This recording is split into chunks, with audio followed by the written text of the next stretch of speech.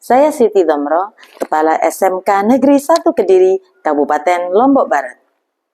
Saya menerapkan kepemimpinan kolaboratif melalui Takola PPGP. Apa itu Takola PPGP? Saat pertama kali saya ditugaskan di sekolah ini, saya mendapati sekolah yang nampak tidak tertata rapi, rimbun, dan kotor. Luas lahan sekolah ini 31.600 meter persegi, namun sekolah hanya menempati 6.000 meter persegi saja. Saat itu saya berpikir bagaimana lahan sekolah sedikit demi sedikit yang ditempati oleh petani bunga bisa berkurang, dan sekolah ini bisa tertata dengan rapi. Pada tahun pelajaran 2023-2024, perolehan siswa baru sekolah ini hanya 20 orang. Ini berarti kepercayaan masyarakat terhadap sekolah ini kurang. Grafik setiap tahun perolehan siswa baru semakin menurun. Saat saya datang di sekolah ini jam 6.45, saya mendapati sekolah ini sepi. Belum ada satupun siswa, guru maupun pegawai yang datang. Ternyata dari berbagai sumber yang saya dapatkan, selama ini mereka masuk dan pulang semaunya. PR saya saat itu adalah dengan melihat kondisi dan situasi seperti ini, saya menerapkan kepemimpinan kolaboratif melalui Takola PPGP, yaitu tata kelola pemberdayaan peran guru dan pegawai. Saya menekankan pada kerjasama dan partisipasi aktif semua warga sekolah. Saya memberikan kepercayaan, berbagi tanggung jawab, dan kepemimpinan dalam setiap kegiatan. Tiap guru dan pegawai, saya berikan peran pada masing-masing orang, tanpa terkecuali. Mereka berbagi peran, berbagi tugas, dan tanggung jawab, serta kepemimpinan masing-masing. Saya berikan kepercayaan lebih kepada mereka, namun mereka harus mempertanggungjawabkan dalam setiap rapat kedinasan. Saya yakin setiap guru dan pegawai memiliki kemampuan dan potensi yang unik untuk bisa dimanfaatkan dan dikembangkan sehingga menghasilkan energi yang lebih besar untuk mencapai tujuan bersama. Tantangan yang saya hadapi di sekolah ini antara lain, guru dan pegawai masih berada dalam zona nyaman. Kompleksnya permasalahan siswa, banyaknya lahan yang didiami oleh masyarakat sebagai petani bunga, dan letak sekolah yang berdekatan. Untuk menyelesaikan tantangan dan mencapai tujuan, saya melakukan beberapa langkah. Yang pertama, saya melakukan pemetaan aset. Pemetaan aset ini antara lain yaitu pemetaan sumber daya manusianya, fisik sekolah, lingkungan alamnya, finansial, dan budayanya. Setelah saya mengetahui potensi yang dimiliki sekolah, langkah berikutnya yaitu saya membentuk tim manajemen sekolah dan tim-tim lain dalam setiap kegiatan. Berikutnya saya membuat sebuah program yaitu GPS. Sebelumnya program ini tidak ada di sekolah ini. Yang keempat yaitu mengikuti diklat jurnalistik. Yang kelima yaitu program anak asuh.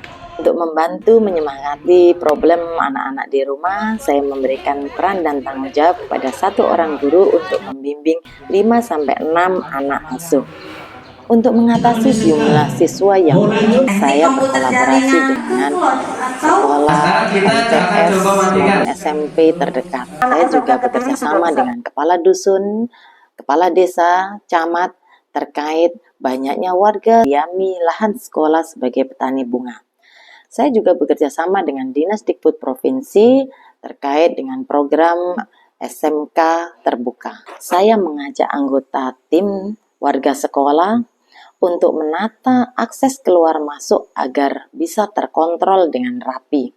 Saya mengajak anggota tim untuk bekerja sama bergotong royong, membuat pagar tanaman di sekitar itu sebelah situ yang belum. Ya. Untuk mengaktifkan kembali ekstrakurikuler, saya memberikan peran dan tanggung jawab kepada tim kesiswaan dan pembina OSIS untuk melakukan identifikasi kegiatan ekstrakurikuler yang diminati oleh siswa. Setelah mendapatkan identifikasi, kami membuat skala prioritas ekstrakurikuler yang diminati oleh siswa. Budaya positif saat itu di sekolah ini belum terbentuk. Saya memberikan peran kepada guru agama dan timnya untuk memanfaatkan ruang RPS sebagai musola. Pada saat istirahat kedua, saya mewajibkan seluruh warga sekolah untuk melakukan sholat duhur secara berjamaah. Setiap hari Sabtu dilakukan kegiatan Sabtu Budaya. Di Sabtu Budaya ini berisi kegiatan senam bersama, aksi bergizi, good talent, dan pembimbingan bersama guru asuh. Setelah melakukan berbagai aksi perubahan, hal yang bisa dirasakan dan diamati perubahannya adalah antara lain peningkatan disiplin warga sekolah.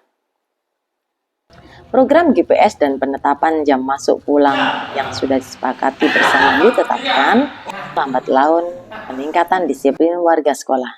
Ini dibuktikan semakin kondusifnya kegiatan belajar mengajar. Yang kedua, semua guru dan pegawai memiliki peran masing-masing.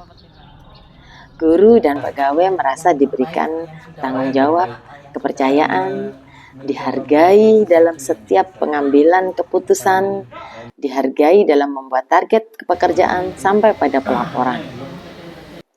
Keberhasilan gelar karya di bulan Desember 2023 adalah bukti bahwa memaksimalkan potensi guru dan pegawai di lingkungan sekolah sangatlah penting. 3. Adanya peningkatan jumlah siswa. Di tahun 2023-2024, jumlah siswa baru yang masuk hanya 20, total 105. Namun pada tahun 2024-2025, jumlah siswa baru yang masuk adalah 110, total 162 siswa. Sebagai seorang penulis, setiap kali ada perubahan atau program-program sekolah, saya mempublish berita sekolah lewat media melintas.id. 5. Adanya kelompok wirausaha siswa menuju satu siswa satu usaha. Yang keenam, praktek siswa keluar daerah. Selain kerjasama dengan Dudi di dalam daerah, saya juga bekerja sama dengan Dudi di luar daerah. Ekstrakurikuler yang diminati, yaitu Paskibraka, telah mengantarkan siswa SMK Negeri 1 Kediri sebagai pengibar bendera di lapangan desa, di lapangan kecamatan, maupun di lapangan Dinas Dikbud Provinsi Nusa Tenggara Barat. Kerjasama tim yang solid dan komunikasi dengan perangkat desa membuahkan hasil dengan tertatanya lahan dan ruangan yang lebih rapi.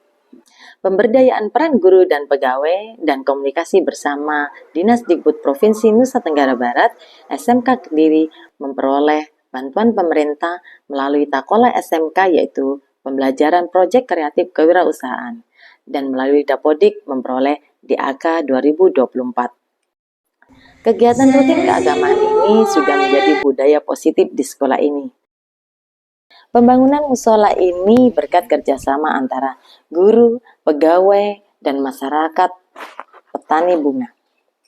Kami diberikan kebebasan untuk membuat program dan mempertanggungjawabkan program-program tersebut.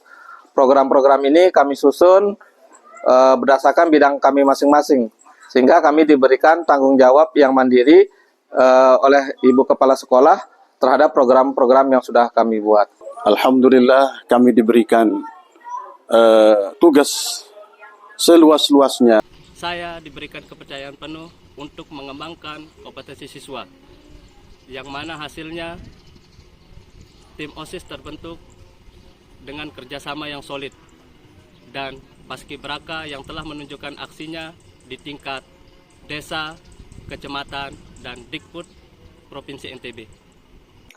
Untuk mencapai tujuan bersama, diperlukan pemberdayaan semua sumber daya yang ada di sekolah, terutama sumber daya manusia. Tanggung jawab tidak hanya berada di tangan pimpinan, namun dibagi secara merata di antara anggota tim untuk menciptakan rasa memiliki dan komitmen yang lebih besar.